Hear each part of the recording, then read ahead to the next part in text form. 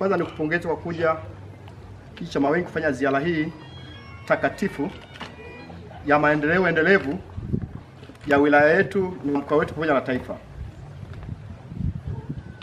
Mkuu wa wilaya, nakushukuru kwa sababu umeambatana na mheshimiwa mbunge ambaye anafuatilia miradi mbalimbali ya taifa letu.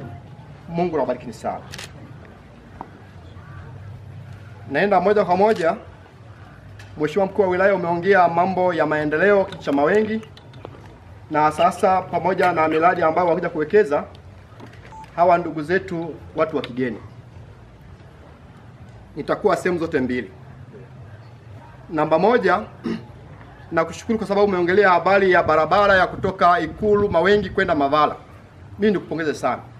Kile ni kilio cha wananchi kweli kweli. Ni kilio cha wananchi kweli kweli.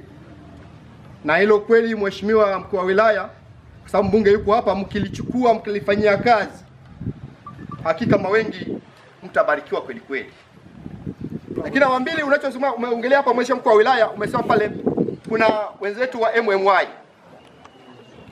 Hapa mheshimiwa, kwa sababu mheshimiwa Kamonga ni wakili, mbunge wetu akupendeza ni wakili, unajua sheria, mambo ya ardhi na mambo mengine. Watu wa MMY, lile eneo kama mtaka kuchukua, lazima MMY inafanya nini? Inaguswa. Wakati walishapata nini? Ile hatimiliki, sio? Lakini wameshinda kuziendeleza mpaka leo zaidi ya miaka 8 mpaka sasa hizi. Sheria inasemeje? Kama hao wamekuja, sheria inasemeje?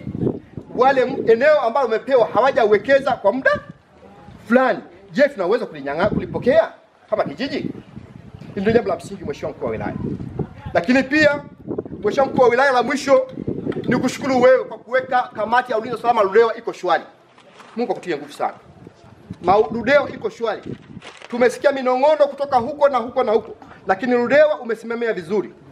Mungu akutie nguvu, akubariki, uongoze Ludewa vizuri. Kamonga, big up. Asante kwa kusikiliza.